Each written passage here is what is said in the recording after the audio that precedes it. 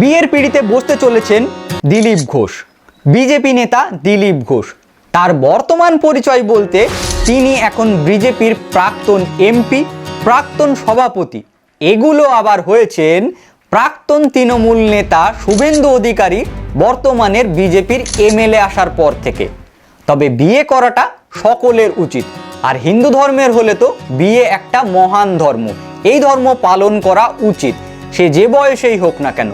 আর বিয়ে করলেই তো আপনি সংসারের মূল্যটা ভালোভাবে বুঝতে পারবেন, পরিবার কি জিনিস, ছেলে মেয়ে কি জিনিস, মেয়েদের প্রতি সম্মান, এগুলো তখনই ভালোভাবে বুঝতে পারবেন। আর তখনই আপনি হয়তো হিংসার পথেও কম যাবেন, কারণ হিংসার পথে গেলে ক্ষতি হবে, আর তখনই আপনার পরিবারের চিন্তা ভেসে আসবে, কারণ আপনার অবর্তমানে আপনার পরিবার ভেসে যাবে। তাই বিয়ে সকলের করা উচিত।